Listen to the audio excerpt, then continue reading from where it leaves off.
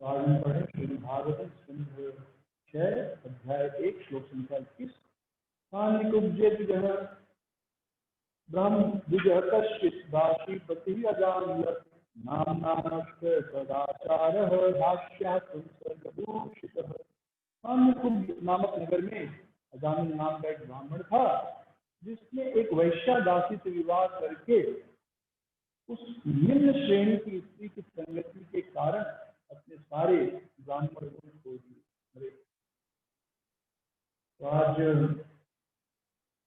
बहुत सुंदर प्रसंग प्रारंभ हो रहा है। वैसे तो पिछले 18 दिन पहले 16-17 दिन पहले ही यह बहुत सुंदर प्रसंग प्रारंभ हुआ, पर आज यह कथा प्रारंभ हो रही है अजामिल की कथा, जो कि श्रीमद् भागवतम में बहुत सारी प्रसिद्ध कथाओं में से एक है। जैसे ध्रुव महाराज की कथा, प्रहलाद महाराज की कथा, वैसे अजामिल की कथा।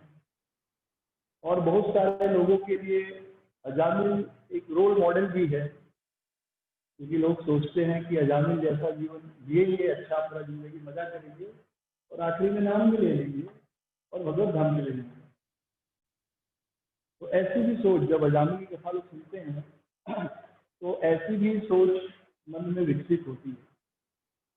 और जो लोग पुराण नहीं मानते, विशेष रूप से जैसे आर्य समाज के लोग, वे लोग इन इतिहास में हम पढ़ रहे हैं अजामिल का, इस इतिहास का उदाहरण देकर वो कहते हैं कि देखिए, पुराणों में पाप करने के लिए प्रोत्साहित किया गया है, इसलिए ये भगवान का वाक्य नहीं हो सकता। जब आप पढ़ेंगे, मतलब पढ़िए नहीं कभी, पर मैंने पढ़ा है, जो आर्य समाज की बहुत सबसे प्रसिद्ध किताब है सत्यार्थ दर्शन। इसमें सभी हिंदू धर्म, मुस्लिम, सब धर्मों का मतलब पोस्टमार्टम किया है। तो वो सिर्फ वेद मानते हैं। तो वे इस इतिहास का उदाहरण देकर कहते हैं कि देखिए, पाप करने के लिए था, पाप करके भी आप कैसे पाप से मुक्त हो सकते हैं एक नाम लेने से? फिर तो हर आदमी पाप करेगा और नाम जप करेगा और मुक्त हो जाएगा। इससे तो पाप करने की प्रेरणा मिलती है, राइट? सही बात। अब ये इतिहास सुनने के बाद मेरे मन में अगर आया कि ठीक है, अजामिल ने तो अच्छा जीवन दिया, तो पूरा जीवन तपस्या करो, रोज मंगल आरती और जप करो, झंझट ही नहीं चाहिए, पूरा जीवन अच्छे से मजा करेंगे, आखिरी में नाम ले लेंगे, देखो वैकुंठ में आओ, हम ही चले जाएंगे। तो यह वृत्ति पाप को प्रोत्साहित करती है, अगर ऐसा है तो। लेकिन इसी शास्त्र में जब आप पढ़ेंगे, विशेष रूप से पद्म पुराण में, जब नाम की महिमा का वर्णन है, ये नाम की महिमा का वर्णन है इस अध्याय में, लेकिन इन्हीं 18 पुराणों में एक है पद्म पुराण, जहां पर नाम की महिमा का वर्णन दिया है। और नाम की महिमा का वर्णन करते वक्त 10 नाम अपराध के बारे में भी बताया गया है। और उस 10 नाम अपराध में से एक नाम अपराध है, 7वां नाम अपराध, नामनाद बलादि यस्य पाप बुद्धि। नाम के बल पर पाप करना ये एक नाम अपराध है। और यदि कोई यह सोचकर कि मैं पाप करूंगा और बाद में नाम लूंगा और पाप से मुक्त हो जाऊंगा, तो वह एक पाप तो कर ही रहा है जो पाप करने जा रहा है, इसके अलावा एक बहुत बड़ा पाप कर रहा है, नाम अपराध कर रहा है। तो शायद ये किताब उन लोगों ने नहीं पढ़ी, क्योंकि हम क्या बहुत सिलेक्टिव होते हैं, जो देखना चाहते वही देखते हैं। तो वो पुराणों में गलतियां निकालना चाहते, खाली यही देखा कि देखो पुराणों में पाप करने के लिए प्रोत्साहित किया गया। अजामिल को देख लो, अजामिल की कथा सुनकर तो पाप करने की प्रेरणा मिलेगी। लेकिन आगे नहीं देख रहे कि इन्हीं पुराणों में से एक पुराण पद्म पुराण में साफ साफ स्पष्ट शब्दों में कहा गया है, नामनाद बलाद ही यस्य पाप बुद्धि। ये पाप बुद्धि है।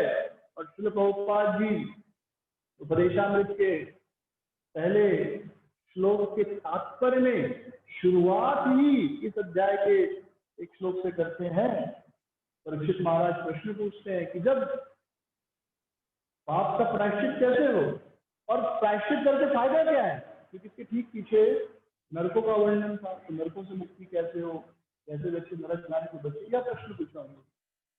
और सुखदेव गोस्वामी ने क्या उत्तर दिया? पाप से मुक्ति चाहिए तो प्रायश्चित। परीक्षित महाराज ने कहा प्रायश्चित का लाभ क्या है? क्योंकि यदि व्यक्ति प्रायश्चित करता है उसके बाद वो फिर पाप करता है। अब उदाहरण क्या देते प्रभुपाद जी, फिर जैसे क्रिश्चियन लोग पूरे हफ्ते पाप करते हैं और रविवार को जाकर चर्च में जो है कन्फेशन बॉक्स में कन्फेस करते कि मैंने ये गलती की, और जो प्रीस्ट है पादरी वो भी उनको देखता नहीं, बीच में एक्चुअली पर्दा लगा होता है, पर्दा यानी छोटा बॉक्स खुला रहेगा, बाकी पूरा पैक रहेगा, तो आप उसको नहीं देख पाएंगे पादरी को, पादरी आपको भी नहीं देख पाएंगे, और आपने कन्फेशन किया आपके पाप समान। तो इसको प्रभुपाद जी कहते हैं हाथी स्नान। ये हाथी स्नान जैसा है, हाथी जब बहुत अच्छे से स्नान करता है नदी में, फिर बाहर आता है और फिर अपने आप को गंदा कर लेता है।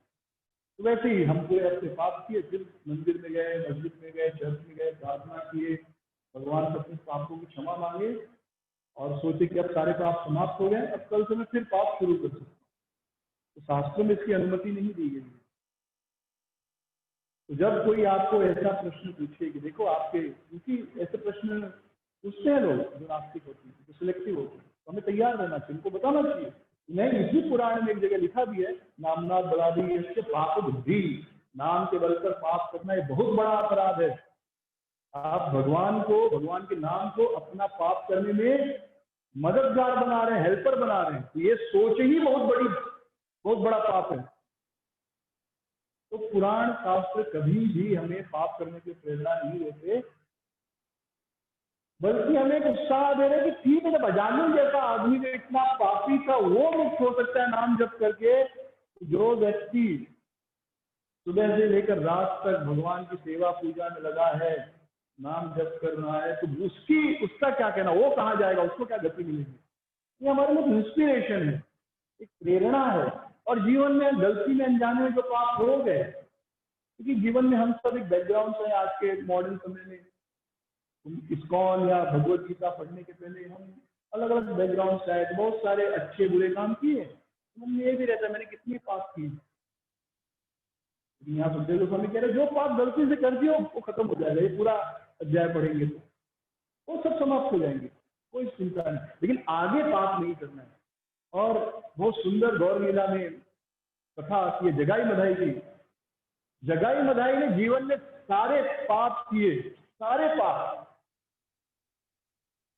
लेकिन कोई अपराध नहीं किया। पहला चीज वैष्णव अपराध नहीं किया उन्होंने, इसके लिए तो महाप्रभु ने स्वयं उनको दर्शन दिया। आमी देखी आमा तुम्हारा रक्त पड़ी अंगे, सांगो पांगस पार्षद सभांगे, एबे तो विधि पहले गोप गुणगान निर्लक्ष्य उद्धार प्रभु कुमार संधान। जब मधाई जगाई ने मारा महाप्रभु को और महाप्रभु के सर से खून आने लगा, नित्यानंद प्रभु के सर से खून आने लगा, तो महाप्रभु रक्षा करने के लिए आए और बाद में जगाई मधाई क्षमा मांग रहे हैं। और क्या कह रहे हैं कि पहले अगर भगवान को देखना तो क्या करना होगा, अगर आप भगवान को देखना चाहते तो क्या करना है, तो मंगल आरती आप कर रहे हैं, नाम जप कर रहे हैं, भागवतम सुन रहे हैं, पूरा दिन कुछ न कुछ सेवा में लगे हैं, तपस्या, पहले के जमाने में लोग तपस्या करते थे, जंगल जाते थे। लेकिन मधाई कह रहा है कि आमी देखी आमा तुम्हारा रक्त पड़ी अंगे, सांगो पांगस पार्षद सभा संगे, कि मैंने आपका एक पार्षद है, आपके एक अंग है, कौन, नित्यानंद प्रभु, उनके शरीर से खून निकाल दिया और उसके कारण मुझे आपका दर्शन हो रहा है। अगर आप किसी का सर तोड़ दो तो क्या भगवान की कृपा मिलेगी? लेकिन यहाँ पर उनको कृपा मिली। मधाई कह रहा देखिए कितना विचित्र है ये, आपकी कृपा कितनी विचित्र है कि मैंने आपके पार्षद के सिर से खून निकाला और आपने मुझे दर्शन दिया। एबे विधि थैल गोप गुणगान निर्लक्ष्य उद्धार को तुम्हारा संधान। इससे ही पता चलता है कि आप पापियों का उद्धार करने के लिए प्रकट हुए। तो इसका मतलब ये नहीं आप भक्तों का सर फोड़ना शुरू करो और भगवान दर्शन देंगे, ठीक है? उन्होंने अनजाने में किया, ये अंतर है। अजामिल ने जो पाप किया अनजाने में किया, और जब महाप्रभु ने उनके सारे पाप ले लिए, जगाई और मधाई के सारे पाप ले लिए, पूरा शरीर उनका काला पड़ गया, तो उन्होंने अद्वैत आचार्य से पूछा मैं कैसा दिख रहा हूँ? अद्वैत आचार्य ने कहा कि आप अब श्याम सुंदर लग रहे हैं। अभी तक आप गौरवर्ण थे, महाप्रभु गोल्डन कलर है ना, जब आप क्या लग रहा हो, आप प्रॉपर श्याम सुंदर लग रहे हो। फिर महाप्रभु ने कहा जो पाप है ना, ये सारा पाप, जगाई मधाई का पाप मैंने ले लिया है, और ये सारा पाप अब उन लोगों के पास जाएगा जो वैष्णव की निंदा करेंगे। तो जब भी हम वैष्णव निंदा शुरू करते हैं तो समझ लीजिए जगाई मधाई का पाप हुआ। उसके पश्चात जगाई मधाई को महाप्रभु ने कहा मैं तुम्हारे सारे पाप लेता हूँ, तुमको मुक्त कर देता हूँ, मुझे खाली एक वचन दो, आज से तुम कोई अपराध नहीं करोगे, आज से कोई पाप नहीं करोगे। और जगाई मधाई हम लोगों से बहुत अच्छे हैं। क्यों? क्योंकि उन्होंने एक बार वचन दे दिया महाप्रभु को, उसके बाद पूरे जीवन को इतना सा पाप नहीं किया। हम लोग तुमसे जगाई मधाई सो डिग्रेडेड नहीं, डिग्रेडेड नहीं, एक बार उन्होंने वचन दे दिया, उसके बाद कोई पाप नहीं किया। यहाँ तो हम भगवान के सामने, गोपाल जी के सामने, कोई वैष्णव के सामने गुरु महाराज को वचन देते हैं, रोज सोलह माला जप करेंगे, 4 नियम पालन करेंगे, लेकिन फिर भी कभी कभी माला भी नहीं पूरा करते, कभी कभी कोई नियम भी तोड़ते। तो कौन श्रेष्ठ हुआ? जगाई मधाई हमसे श्रेष्ठ हो कि हम श्रेष्ठ? जगाई मधाई ने वचन दे दिया, उसके बाद कभी पाप नहीं किया, कभी वैष्णव निंदा नहीं की, रिकॉर्ड। इसके बाद एक बार भी इनफैक्ट मधाई ने तो महाप्रभु से कहा कि मैंने इतने सारे पाप किए, कैसे मैं सब वैष्णव की क्षमा मांगू? नित्यानंद प्रभु से कहा। नित्यानंद प्रभु ने कहा कोई चिंता मत करो, आप एक काम करो, गंगा के किनारे घाट खोद दो, बहुत से वैष्णव आते हैं स्नान करने। घाट मतलब सीढ़ी होना चाहिए, उससे क्या होता है, मतलब ऐसे स्लोप होगा या सीढ़ी होगी, उसको घाट कहते हैं। तो आप आराम से नीचे उतरकर स्नान कर सकते हैं, नहीं तो सीधा नदी का मुहाना है, आप जाओगे डूब जाओगे। तो देखो घाट से स्नान किया जाता है, सीढ़ी होता है या ऐसा स्लोप होता है, तो आप आराम से नीचे उतर सकते हैं, कम पानी में नहा सकते। मधाई वहां पर घाट बनाया, वहां पर बैठता था, जो वैष्णव आते थे उनको दंडवत प्रणाम करता था, वो स्नान करके चले जाते थे। तो एक बार उन्होंने वचन दे दिया, उस वक्त कभी पाप नहीं किया। तो ये मत सोचिए जगाई मधाई का नाम सुन के यार सो डिग्रेडेड, जगाई मधाई नहीं, actually they are so great. Once they committed, उसके बाद कभी स्टेप बैक नहीं। एक बार वचन दे दिया गुरु को, महाप्रभु को, तो इतना सा पाप नहीं किया, तो उनके सारे पाप महाप्रभु ने क्षमा कर दिए। उसी प्रकार ये सोचना कि अब तो भगवान का नाम मैं ले रहा हूँ, क्योंकि जब हम पहली बार कथा सुनते हैं, फर्स्ट टाइम इस्कॉन में आते हैं, तो पहला थॉट, अच्छा नाम से सारे पाप चले जाते, बहुत अच्छा है, अब तो मैं पाप करूंगा और एक बार हरे कृष्ण बोल दूंगा। और ये थॉट मुझे आप सबका पता नहीं, मेरे मन में जरूर आया था जो नए नए आए। जब हम नया नया आते हैं ये सब सुनकर तुरंत मन में आता है। फिर और एक थॉट, दीक्षा के समय गुरु सारे पाप ले लेता है। सुना है आप लोगों ने, जब दीक्षा होती है तो गुरु हमारे सारे पापों को ग्रहण कर लेता है। तो आदमी सोचता है आराम से दीक्षा लूंगा, तब तक पाप कर लूंगा, बाद में गुरु नहीं लेगा। अरे सोचिए कितना बड़ा पाप बुद्धि है ये सोचना कि गुरु मेरे सारे पाप लेकर विवाह करेगा और नहीं मिला। इसको ही पाप बुद्धि कहते हैं। नामनाथ बला दैयस्य पाप बुद्धि, नामनाथ बला दैयस्य पाप नहीं बोला गया, पाप बुद्धि, ये सोचना। पाप बुद्धि और पाप करती जो भी है संस्कृत में बोला गया, पाप करना नहीं बोला गया, पाप बुद्धि यानी सोचना। ये सोचना ही अपने आप में पाप है कि मेरे पास तो नाम जब आ गया है, इतना बड़ा रामबाण उपाय मिल गया है, तो अब तो मैं कुछ भी पाप करूंगा और एक बार भगवान का नाम ले लूंगा और सारे पाप मेरे समाप्त हो जाएंगे। ये पाप बुद्धि है। 7वां नाम अपराध है, सबसे भयंकर नाम अपराध है, तो बच के रहना। कभी कभी भक्त सोचते यार हम लोग अलग इतना जल्दी क्यों आ गए इस काम में, बाद में आराम से जिंदगी का मजा हो गया, लिखा है उसे सब। तो फिर क्या कहते हैं, फिर तो हरि नाम था ही, फिर एक बार नाम लेते जितना पाप किए वो खत्म हो जाता। अब तो शुरू से तपस्या करना पड़ रहा है। जब आप प्रचार करेंगे ना ऐसे बहुत सारे सुनने को मिलेंगे। तो देखिए जब तक हम ये सोचते हैं कि भक्ति तपस्या है और सच में तपस्या लगेगी, तो वास्तव में भक्ति आनंद है। कोई बात नहीं, इससे ध्यान में इस तात्पर्य में आधा तात्पर्य वही लिखे, नाम महिमा। जो नाम है आनंद है, भगवान का नाम एक आनंद है। शुरू में तपस्या है, डेफिनेटली तपस्या है, लेकिन बाद में यह आनंद हो जाता है, भक्ति आनंद हो जाता है। आनंदम बुद्धिवर्धनम स्वादनम, आनंद बुद्धिवर्धन, हमेशा आनंद बढ़ते रहता है। भक्ति की ये विधि है, अगर इसे अच्छे से किया जाए। एवं प्रसन्न मनसो भगवत भक्ति योग, एवं प्रसन्न मनसो, मन प्रसन्न होता है कब, भगवत भक्ति योग का, भगवत तत्व विज्ञान मुक्त संघ सुजायते, जब व्यक्ति नित्य श्रीमद् भागवतम सुनता, नाम जप करता है, तो एवं प्रसन्न मनसो, मन प्रसन्न होता है, आनंद आता है। तो ये नहीं सोचिए कोई भी कि हम जल्दी आ गए, हम भाग्यशाली, हम जल्दी आ गए और इतना बड़ा धन हमें जल्दी मिल गया। तो जैसे भी हो, धीरे धीरे इसमें लगे रहना है, एक न एक दिन वो नाम का जो रस आएगा ही। तो जो बेसिक पहला पॉइंट था कि अजानगी के साथ पाप करने के लिए प्रोत्साहन नहीं देती। अगर कोई आपसे कहे कि देखो शास्त्रों में पाप का प्रोत्साहन मिला कि आप पाप करो, नाम ले लेना, तो ऐसा नहीं है। पद्म पुराण में साक्षात नाम की महिमा में नाम अपराध का वर्णन है, और वहां कहा गया है नामना बला रही पाप बुद्धि। पाप बुद्धि रखना है बहुत बड़ा अपराध है नाम के प्रति, तब आपको और ज्यादा सजा मिलेगी। साधारण से उदाहरण सुनिए, श्री राधा भगवान की जय, श्री श्री गौरनिताय की जय, की जय। एक साधारण सा उदाहरण समझिए कि अगर आपने कोई गलती की, तो गलती करके तो माता पिता कुछ तो सजा देते, तुम्हारा डंडा उठा लिया, तो आप बोलने लगे नहीं माँ गलती हो गई, माता माता एक बार गलती होगी क्षमा कर दो, गलती हो गई क्षमा कर दो। माता पिता ठीक है, बच्चा है, क्षमा कर दिया। फिर दूसरी बार गलती होगी, थोड़े दिन के बाद आपसे गलती से गलती हो गई, फिर माँ सजा देने के लिए आई, फिर आप बोलोगे नहीं नहीं माँ क्षमा कर दो, गलती हो गई, पता नहीं था, माँ ने फिर क्षमा कर दिया। तो कुछ लोग ज्यादा स्मार्ट होते हैं, वो क्या सोचते हैं, तो अच्छा तरीका है, गलती करो और फिर क्षमा मान लो, और फिर आप ये टेक्निक यूज करने लगते हो, कुछ भी करो अंतिम में क्या सॉरी बोल दूंगा, काम खत्म हो जाएगा। लेकिन माँ बेवकूफ नहीं, तो आपकी माँ है, उसको पता है कि अब ये क्या कर रहा है, अब ये जानबूझकर गलत काम कर रहा है, और क्षमा मांगने को इसने क्या बना लिया, अपना हथियार बना लिया है।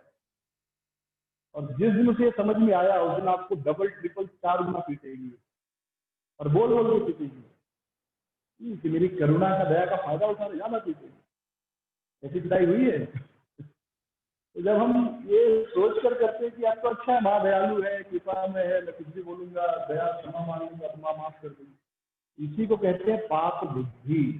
उसी प्रकार जीवन में हमने जो पाप किए, जाने में जब तक भागवतम का ज्ञान नहीं था, भगवद गीता के बारे में पता नहीं था, भक्तों का संग नहीं था, गुरु का आशीर्वाद नहीं मिला, तब तक जो पाप हुआ हरिनाम क्षमा कर देता, हरिनाम से पाप भूल जाती है।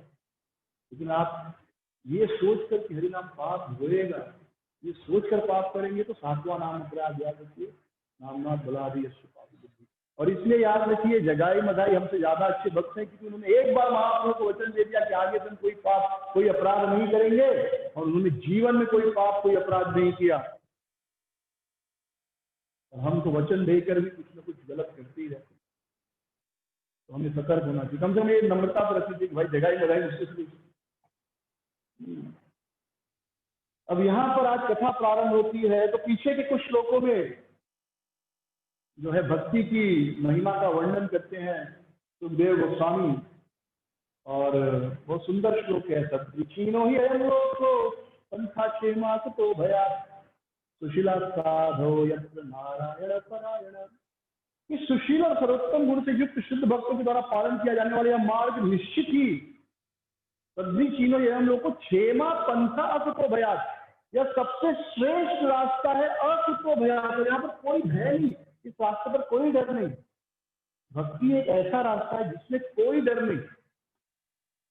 सुशीला साधो यत्र, क्योंकि इस रास्ते पर कौन चल रहे हैं, सुशील लोग, अच्छे लोग जो साधु हैं, नारायण परायण, जो नारायण को पूरी तरह निर्भर है नारायण के ऊपर। तो बाकी जगह कंपटीशन होती है, आप कहीं भी जाएंगे तो हर पद के लिए स्पर्धा है, हर आदमी ऊंचा पद पाना चाहता है, प्रधानमंत्री, राष्ट्रपति, कॉर्पोरेटर, और एक ही पोस्ट हो सकता है। अब यहाँ पे इस एरिया में एक ही कॉर्पोरेटर हो सकता है, 2 तो नहीं बन सकते। तो अगर 10 लोग चुनाव लड़ रहे हैं, एक जीतेगा, 9 बेचारे दुखी होंगे। लेकिन भक्ति में ऐसा सुंदर व्यवस्था है कि हर आदमी भक्ति का आनंद पा सकता है, और जिस कोई किसी और के साथ आप रह रहे हैं, अगर उसकी भक्ति बढ़ रही है, उसको भक्ति में ज्यादा आनंद आ रहा है, आप साथ में हो तो उसका फायदा आपको मिलता है।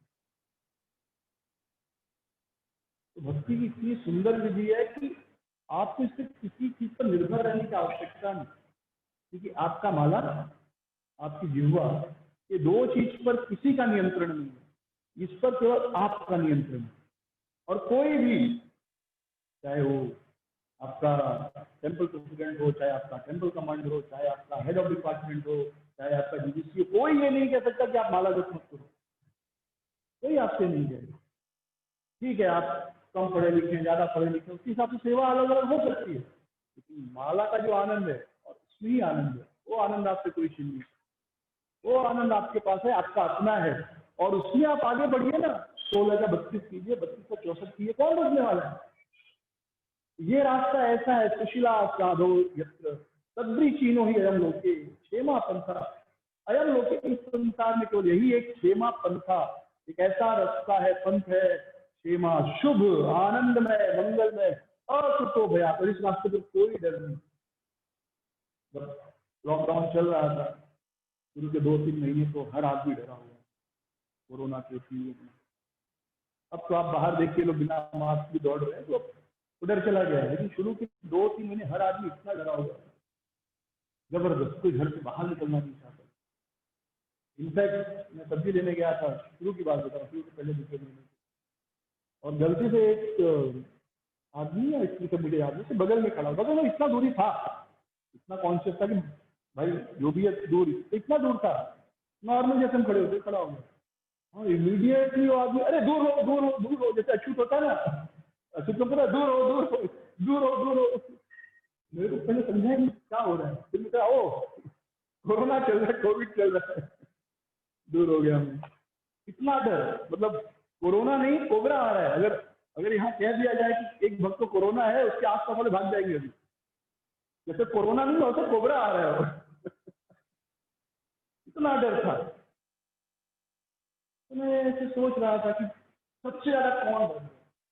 सबसे ज्यादा वही आदमी डर रहे हैं जिनके जीवन में भक्ति है।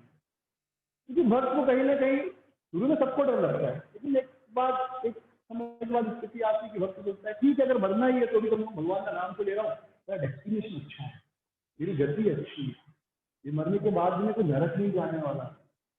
मुझे या तो अच्छे वैष्णव के घर में मिलेगा जन्म, या किसी अच्छे अमीर व्यक्ति के घर के धनी व्यक्ति के घर में जन्म मिलेगा, तो मैं टूट जाऊंगा।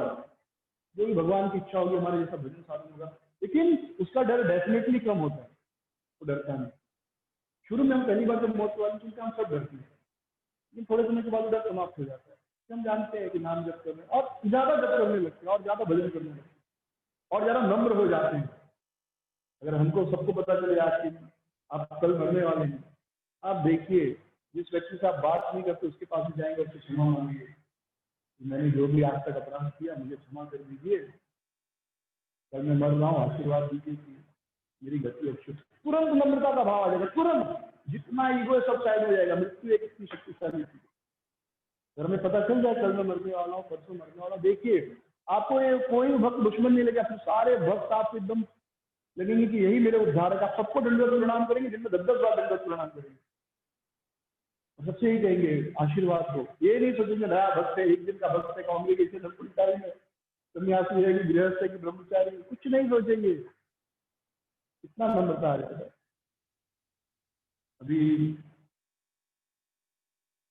जनरली सिस्टम है डीटी वर्षिप में कि जो आरती करता है आदमी पैसा भी लगाता है।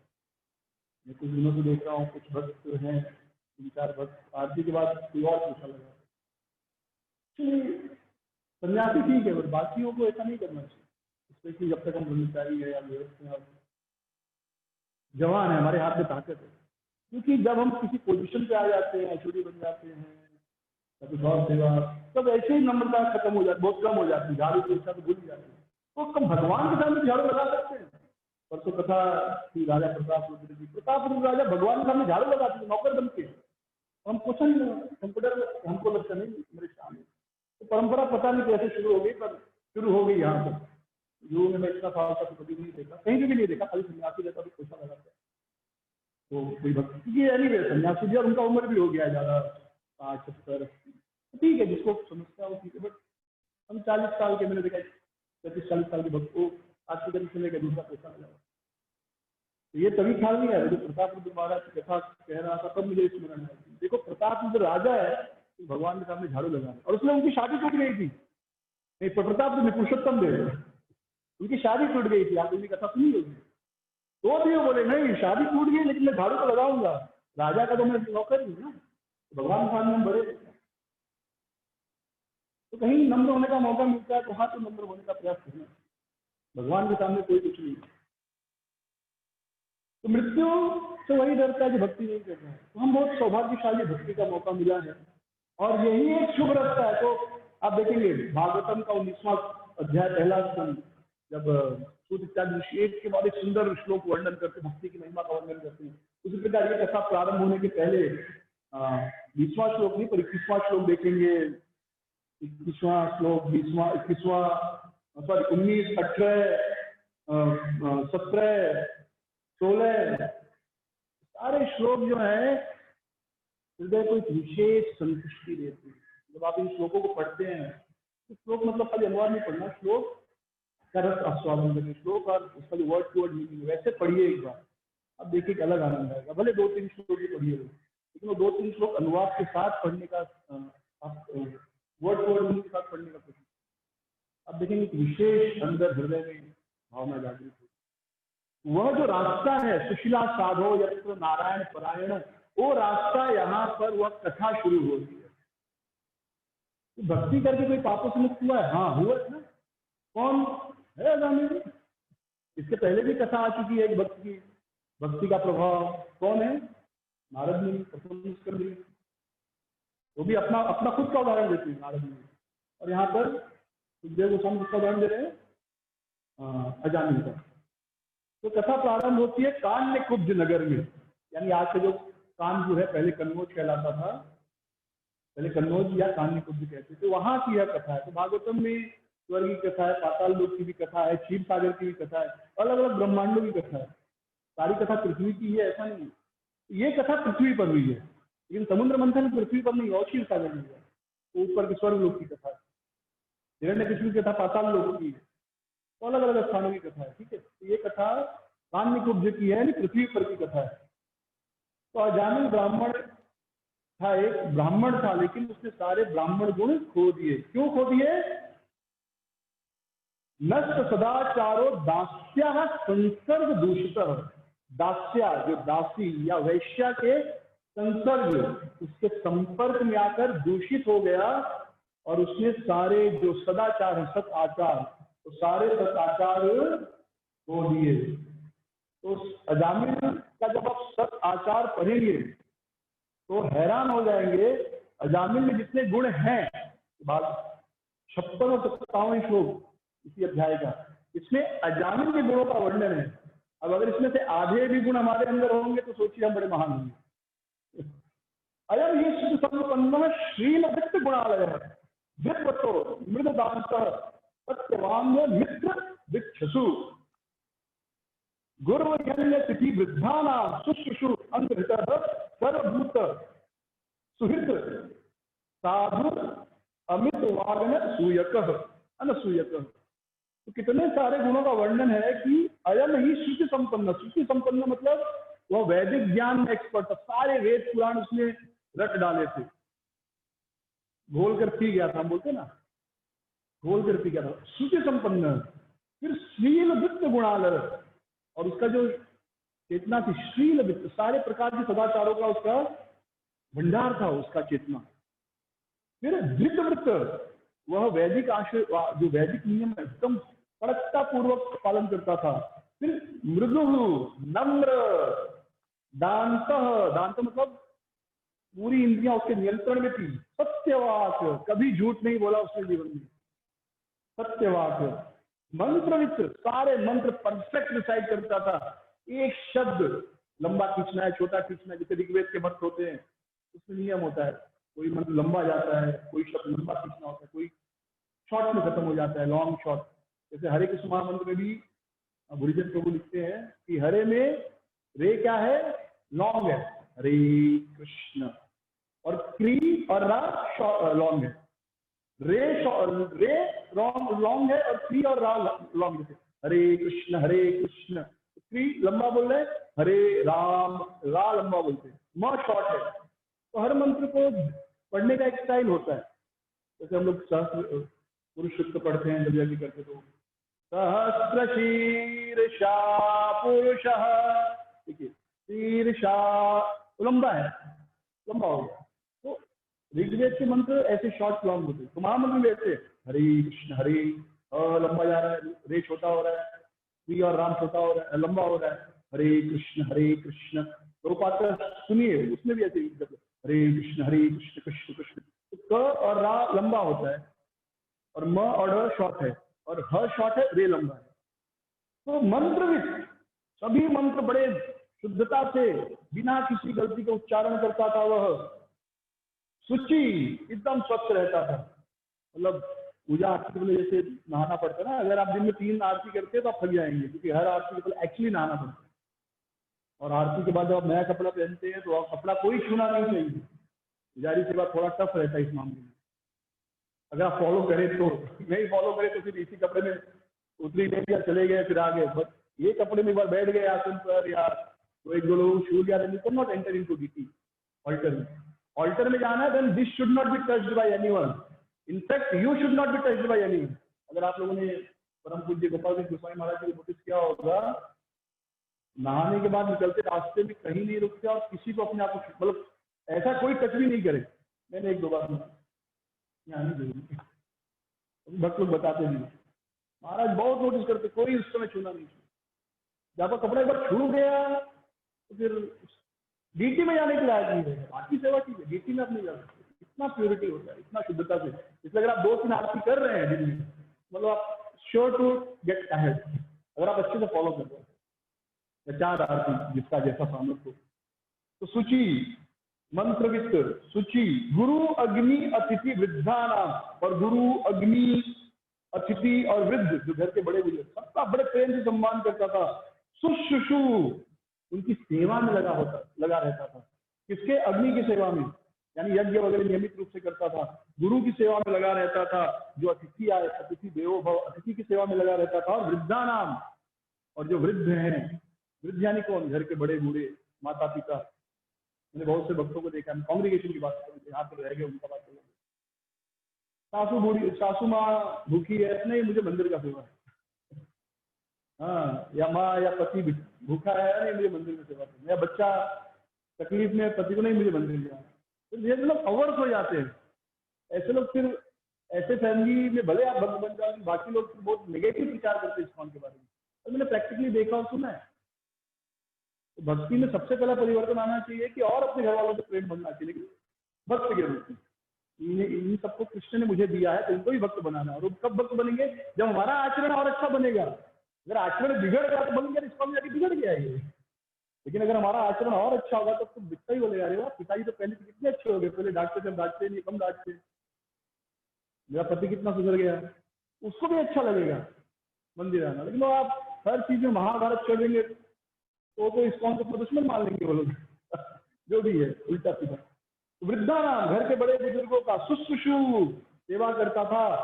अनहितत, कोई गर्व, कोई उसे झूठा अहंकार नहीं था। सर्वभूत सुहृत, सभी जीवों के प्रति वह मित्रता रखता था, सुहृत, सबका शुभ चिंतक था वह।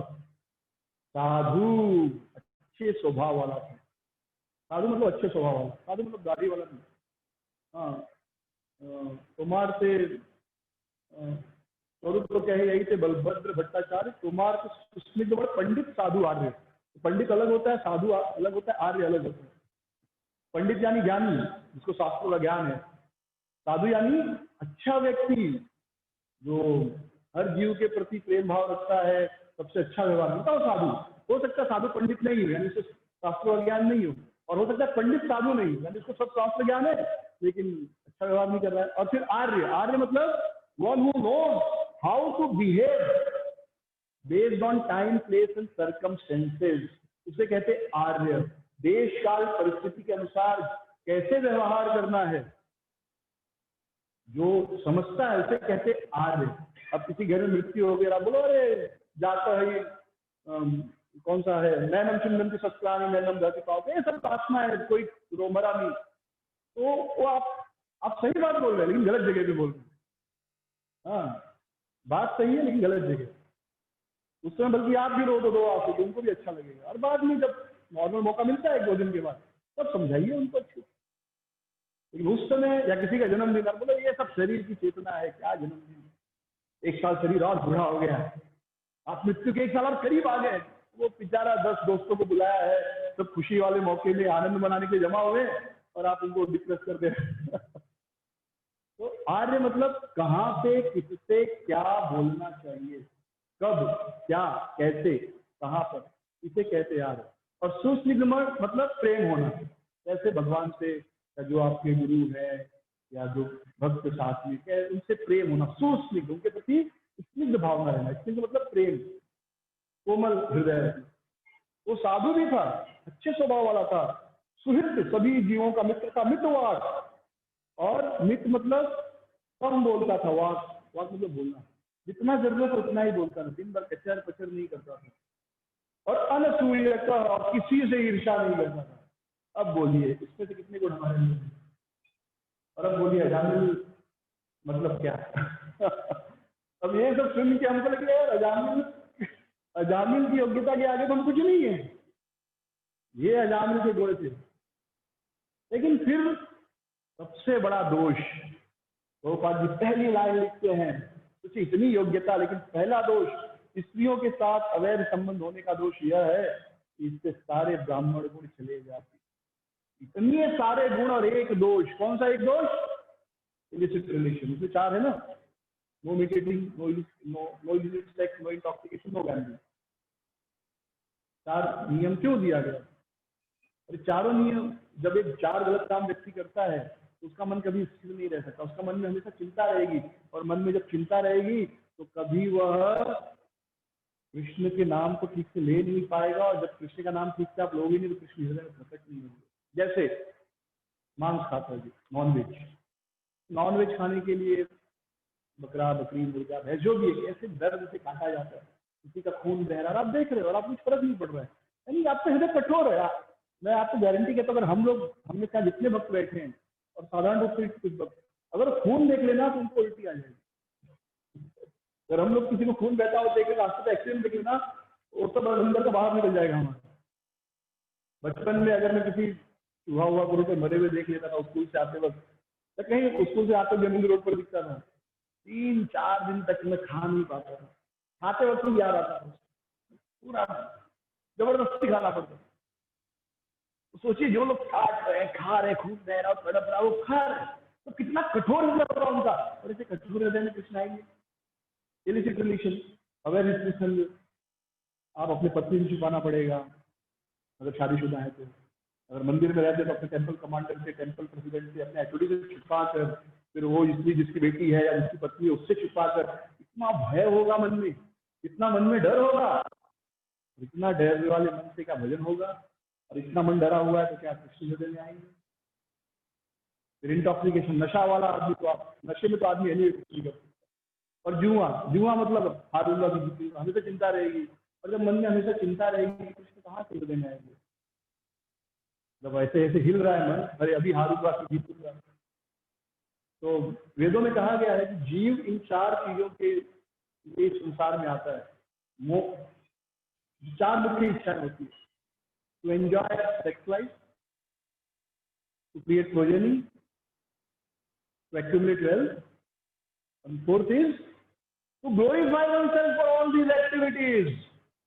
ये 4 चीजें आप देखेंगे हर आदमी ही करता है। सबसे पहले सेक्स लाइफ, बचपन से बच्चे को बोला जाता है अगर तू अच्छा नहीं पढ़ेगा, अच्छी नौकरी नहीं मिलेगी तो अच्छी बीवी नहीं मिलेगी। डर जाता है, अच्छी पत्नी नहीं मिलेगी, मैं पढ़ूंगा। बचपन से आप देखो बच्चों को ऐसे ही डराया जाता है, अच्छी नौकरी नहीं मिलेगी, अच्छी वाइफ नहीं मिलेगी, नौकरी नहीं, छोकरी नहीं, बच्चा डर जाता है, अरे पढ़ना पड़ेगा, क्यों चाहिए? किसी को इसकी आरती करने की नहीं चाहिए रहती थी, ठीक है प्रेम हो गया जो भी, बट आरती को नहीं करने वाला अपनी पत्नी। सेक्स लाइफ बेसिक नीड है, ठीक, तो उसके लिए शास्त्र में प्रोविजन है, विवाह करके वैदिक नियम द्वारा करें। फिर सेकेंड इज बच्चे पैदा करें, सबकी इच्छा होती है एक बच्चा हो, 2, 3, 4 बच्चे, और खूब बुद्धिमान हो, दुनिया में नाम कमाए। आजकल बच्चे को इतना प्रेशर है माँ बाप का, माँ बाप और पढ़िए ट्यूशन लगाएंगे, वो ट्यूशन लगाए, क्यों? बच्चे का खूब नंबर आना चाहिए, ताकि पड़ोसी को बोल सको देखो मेरा बेटा फर्स्ट आया है, मेरा बेटा आपके बच्चे से अच्छा है। इतना पेशेंट में रहते हैं आजकल बच्चे माँ बाप के कारण, क्योंकि माँ बाप चाहते हैं कि भाई मेरा बच्चा ज्यादा अच्छा करे ताकि मैं लोगों को बोल सकूं मेरा बेटा है। लाइक अगर समझिए अभी आप सब बहुत से भक्त ब्रह्मचारी हैं, तो ब्रह्मचारी समाज में इतना अप्रिशिएटेड नहीं है, तो माँ बाप डर जाते हैं तो ब्रह्मचारी बनेगा तो नाक कट जाएगी। पहला चीज उनको यही डराता है, ये नाक कटा दिया तुमने ब्रह्मचारी बन गया। लेकिन वही माँ बाप जब कम्युनिटी में आते हैं, डिवोटी कम्युनिटी में, और देखते हैं अब तो सब मेरी इज्जत कर रहे हैं, तुमको अच्छा लगता है। तो उनको ये फर्क नहीं पड़ता कि आप क्या बन रहे हैं, ब्रह्मचारी गृहस्थ, उनको ये है कि भाई समाज में मेरा क्या होगा। तो अगर कोई डिवोटी माता पिता है, उनका बच्चा ब्रह्मचारी बनता है, दे फील प्राइड। और one of the reason is कि सब अप्रिशिएट करेंगे, प्रभु जी आपका बेटा तो ब्रह्मचारी है, मंदिर में ब्रह्मचारी है, और फिर उससे कोई पोस्ट हो तब तो सोने पे सुहागा। तो second is to create progeny, third is to accumulate wealth, पैसा जमा करना। आप देखो आदमी, मैंने ऐसे लोगों को भी देखा रिटायर हो गए लेकिन स्टिल पूरा दिन खाली बैठे रहते हैं, क्या करेंगे, पैसा ही कमा ले रहे हैं, तो कुछ ना कुछ काम करते रहेंगे। तो पैसा जमा करना है, जमा करना है, जमा करना, मुझे पता नहीं क्यों लेकिन जमा करना है। और चौथा, अपने आप को इन चारों के लिए ग्लोरीफाई करना। अरे मेरी पत्नी तो बहुत सुंदर है, बहुत अच्छी दिखती है, जो भी है, इसको सबको सुंदर पत्नी चाहिए ना, ताकि दोस्तों में अपना इंप्रेशन जमा सके। मेरी बात सुनती है, जो भी एक्स वाई, मेरे बच्चे अच्छे हैं, मेरे पास बहुत पैसा है, अपने आप को ग्लोरीफाई करना। और इस ग्लोरिफिकेशन कैसे होता है? जीभ से। इसलिए सेवन मुखे ही जिह्वा दो, इसलिए असली सेवा भी जीभ से शुरू होती है। भक्ति की सेवा भी किससे शुरू होती है? जीभ से। प्रभुपाद जी यहाँ पे लिखते हैं ना, कहाँ गया 21वां, हाँ, ये भक्ति योग की शुरुआत श्रवण कीर्तन विष्णु स्मरण से होती है। कीर्तन कैसे? जीभ से। इसी जीभ से आप अपना गुणगान करते हो, और अपना गुणगान भूल जाओ और इस जीभ से भगवान का गुणगान करो। केवल मुखे जीवा स्वयं एवं स्फूर्ति अदह, अपने आप कृष्ण का नाम या कृष्ण हृदय में प्रकट होंगे। नाम चिंता में कृष्ण से चैतन्य, भगवान का नाम चिंता में। तो जीवा से अब भगवान का गुणगान करो। तो basic problem is we want to glorify ourselves. This is a basic problem. Solution is don't glorify yourself, glorify Krishna, glorify Guru, glorify the devotee. इसके लिए व्यास पूजा होता है जहां पर गुरु को ग्लोरीफाई जबरदस्ती आपको करना है, भले आपको अच्छा लगे नहीं लगे। क्योंकि दुनिया में सबसे मुश्किल चीज है दूसरे की प्रशंसा सुनना और दूसरे की प्रशंसा करना। दुनिया में सबसे मुश्किल चीज है, बाकी चीजें होंगी मुश्किल, लेकिन सबसे मुश्किल ये है क्या? किसी की प्रशंसा करना और किसी की प्रशंसा सुनना। इसलिए हर आदमी अपना प्रशंसा करना और सुनना चाहिए। ये सोल्यूशन है। इसके लिए भक्ति क्या है? पूरा दिन 2 घंटा नाम जप, क्या है? Glorification of the word. Bhagavatam बोलना क्या है? यहाँ पे अपना गुणगान नहीं कर सकते, कृष्ण का गुणगान करना है। भले आपको अच्छा लगे नहीं लगे, आप व्यास आसन में बैठते हो तो 1 घंटा आप जैसे भी हो, लेकिन कृष्ण का ही गुणगान करना है आपको। आज जब किसी प्रोग्राम में जाते हैं तो आपको कृष्ण का ही गुणगान करना है 1 घंटा। बाकी नॉर्मल में आप अपना गुणगान करो, दूसरे की बुराई करो, चलता है। यहाँ आसन पर बैठ के नहीं कर सकते। इसलिए प्रीचिंग प्रभुपाद ने कहा प्रीच करो, ऑफिशियली गुणगान करो भगवान का, क्योंकि अनऑफिशियली तो हम गुणगान अभी नहीं करेंगे, अभी हमारे अवसर नहीं है। ये 4 चीजों के जीव इस संसार में आता है, and the root is main है, Prabhupada right somewhere, to eat meat is the basic tendency. मांस का आनंद लेना, और मांस का आनंद लेना में केवल मांस खाना नहीं होता है। सेक्स लाइफ क्या है? एक स्त्री जब पुरुष को स्पर्श करती है तो उसको क्या छू रही? मांस की छू रही ना, ये शरीर क्या मांस की? या एक पुरुष एक स्त्री को स्पर्श कर रहा है, किस चीज को? मांस को स्पर्श कर रहा है। ये मांस को एंजॉय करना, this is the reason we are here to enjoy meat eating. Prabhupada ji लिखते हैं कई जगह, जब वो ये दांतों के बारे में पूछा जाता है 2 दांत क्यों दिए भगवान ने, तो कई जगह प्रभुपाद जी जवाब देते हैं कि actually this condition soul have the tendency to enjoy meat, and so to enjoy meat this 2 canine teeth has been given. तो खाली खाना ही नहीं है मांस खाना, शरीर से जब भोग करता है आदमी, किसी का बलात्कार कर रहा है, अपनी पत्नी के साथ चल रहा है, क्या मांस का ही आनंद ले रहा है ना, मांस ही है ना, ये तो मांस है, आत्मा थोड़ी है, खून और मांस का दोनों। इसके लिए क्योंकि ये बेसिक स्वभाव है मांस खाना, इसलिए नियम बना, विवाह करके पत्नी के साथ रहो, मांस का आनंद लो। जिसको नॉनवेज भी खाना है तो ठीक है, थाली को भोग लो, देयर आर सम रूल्स, वैदिक रूल्स। लेकिन जब अवैध संबंध होता है तब आप धीरे धीरे सारे पाप शुरू हो जाते हैं। कंचन और कामनी, शास्त्र में बार बार कहा गया 2 चीजें, आदमी के पतन का। कंचन और कामनी, कामनी यानी स्त्री, कंचन यानी पैसा, बहुत सोना, और उसमें भी अवैध है तब तो पूर्ण रूप से आदमी का पतन होगा। तो अभी हमने कितने सारे गुण पढ़े अजामिल के, अब मुझे नहीं लगता उसमें से एक दो गुण भी अच्छे से है मेरे, कम से कम 10-15 गुण पढ़े। अजामिल के सामने हम क्या है, कुछ नहीं है। अजामिल भी ग्रेट है एक हिसाब से देखा, अगर ग्रेट है, भगवत धाम चला गया है, पार्षद है, तो कभी उसको इन भावना से मत देखिए वैकुंठ वासी हो गया, वैष्णव है वो। तो अब ये नहीं सोचना कि ठीक है प्रेरणा लेने के लिए कथा है, अजामिल का पापी था, बट एक्चुअली वो आज वैकुंठ में है, वैष्णव है, तो महावाह वैष्णव है वो, यह जगह ही मत है। तो ये एक पाप इससे सब भक्तों को, बाकी तो मीटिंग हम नहीं करते मंदिर में, ये रिलेशन आपको मिल जाएगा, बड़े बड़े साधु कर लेते हैं। रूपा जी लिखते हैं ये बात, पीपल गो वृंदावन, उस समय वो they will do their renunciation, artificial renunciation, and then they will enjoy sex life. The very reason they have, the very thing they have come to renounce in Vrindavan, they get indulged in that. जिसके लिए वृंदावन जाते हैं sense gratitude जोड़ने के लिए, वही चीज वहां करने लगते गुरु बन के साथ। इसलिए बहुत अलर्ट रहना चाहिए जो भक्त चाहते जीवन में ब्रह्मचारी रहना, उनको सबसे पहले कभी भी अकेले में किसी माध्यम से बात नहीं करें, चाहे फोन हो चाहे व्हाट्सएप हो, किसी। सेकेंड इज, किसी माता जी का दुख भरा कहानी मत सुनो, नहीं तो भरत महाराज वाला हालत हो जाएगा। जैसे कोई माता जी अपना दुख भरा कहानी आज सुना चाहती है, हमारे और भी काउंसलर है, गृहस्था काउंसलर है, उनके पास यार आपके पति को लेके जाइए ब्रह्मचारी के लिए। अगर एक बार आपने दुख भरा कहानी सुना तो क्या होता है, दया का भाव आता है, सिंपैथी डेवलप हो जाता है। फिर भरत महाराज जी का स्टोरी हम सबको पता है, 5 स्कंद में पढ़ चुके हैं। तो कभी भी पहला तो अकेले में बात नहीं, दूसरा किसी भी माता जी का कोई भी हो दुख भरा कहानी मत सुनो, वो सिंपैथी डेवलप होगा। भक्ति में ज्यादा सिंपैथी होता है, भक्ति में आने के बाद तो हम वैसे ही करुणा के सागर बन जाते हैं, हर जगह बस उद्धार करना है बद्ध जीवों का, तो वो ज्यादा उद्धार में लग जाता है। माता जी तो स्पेशल उद्धार करने का इच्छा होता है। तो I am telling my experience हो, मैं भी आश्रम में रहा हूँ 8-9 साल, तो देखा भी है, आश्रम को भी देखा है, स्पेशली इंक्लाइंड टू डिलीवर। अभी माता जी का क्या होगा बेचारी का, यू सी पीपल डू, उसका दुख भरा कहानी मत सुनिए। देयर आर गृहस्था काउंसलर, टेल देम। और गृहस्था काउंसलर भी माता जी प्रभु जी दोनों के साथ बात करना, निकल अकेले में किसी माता जी से बात नहीं करना, उनका पति और दोनों है कोई, या अपनी पत्नी के साथ बैठ के उसका कहानी सुनी। आई रिमेम्बर 2014 or 15 एक कॉन्ग्रेगेशन में माता जी, nowadays she doesn't come, she was very depressed, so once she called me, तो मैंने स्पीकर पे रख के ज्यादा बात करता हूँ। सर प्रभु जी जब भी मुझे प्रॉब्लम है मैं फोन करूंगी, आप बात करेंगे ना? मैंने कहा हाँ करूंगा, कोई प्रॉब्लम नहीं। तो वाइफ देखी, तो वाइफ ने कहा शी इज वेरी डिप्रेस्ड, अगर आप इससे बात करते हो आपसे अटैच हो जाएगी, आपको भी प्रॉब्लम होगा उससे भी प्रॉब्लम होगा। After what I realised, I told her mother I am not able, I won't be able to counsel here. तो बहुत सतर्क रहना पड़ता है। भक्ति क्या कहते हैं, शार्प रेजर है, थोड़ा सा हिले डुले ना पूरा खून, फिर जिंदगी नरक हो जाता है, स्पेशली उस समय के लिए। बाद में ठीक है, भक्ति में क्षेमा पंथा भक्तों भयात है, बाद में भक्तों का सहयोग मिलेगा, सब होगा, सब हो जाएगा ठीक। बाद में 6 महीना 1 साल, लेकिन वो 6 महीना 1 साल 2 साल ना नरक जैसा ये हो गया।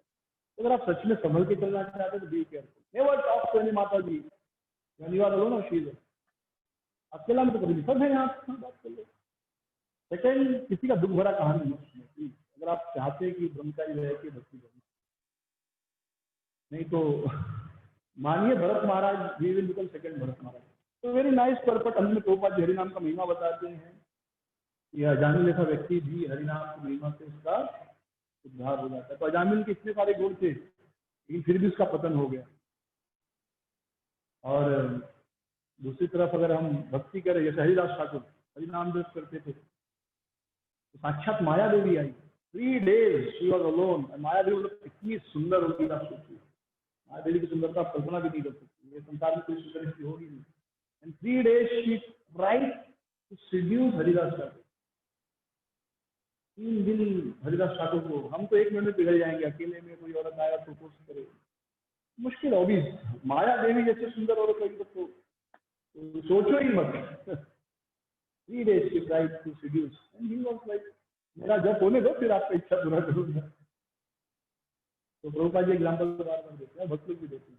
एक तरफ अजामिल है, इतना वैदिक नियम पालन करने वाला, लेकिन अपने आप को बचा नहीं पाया। सेकंड, दूसरे तरफ हरिदास ठाकुर है, जो मायावी साक्षात आई, 3 रात उनके साथ रही, बट शी कुडंट अट्रैक्ट। तो of course we are not Haridas Thakur also. हाँ, हम तो जब करते हैं कुछ लोग ऐसा मत सोचिए, हम कभी अजामिल भी नहीं है ठीक से, हरिदास ठाकुर को वो दूसरी चीज है। We have to be careful, we have to be association. तो प्रभुपाद जी का आखिरी जो श्लोक है, प्रभुपाद जी ने कहा है, मैं पूर्ण करूंगा, हरे नाम एवं केवलम फलो नास्ते नास्ते नास्ते जप अन्यथा। प्रभुपाद जी कहते हैं कि भक्ति इससे ही शुरू होती है। कला और पाखंड की युग में उद्धार का एकमात्र उपाय क्या है? भगवान का कीर्तन है, और कोई उपाय नहीं है, नहीं है, नहीं। तो कुछ दिन पहले किसी ने एक व्हाट्सएप मैसेज भेजा था, बहुत अच्छा पोस्टर, रोज देखता हूँ। और फर्स्ट ड्यूटी, प्रभुपाद लिखते हैं, first duty of a devotee is to complete his 16 round, the end. बाकी सब ड्यूटीज है, पहला ड्यूटी है 16 माला का। अब प्रभुपाद जी बार बार ये बात कही अपने लेक्चर में, अगर आप रोज 16 माला ठीक से कर रहे हो, I will protect you, provided you want to get protected, conditions apply. वो भी है, आप बोलोगे माला जब करना सुनो प्रभुपाद जी प्रोटेक्ट करेंगे, अब मैं किसी से बात करूंगा नहीं। You have to be cautious, Prabhupada will protect you if we can. तुझे कुछ प्रश्न है तो पूछ सकते हैं।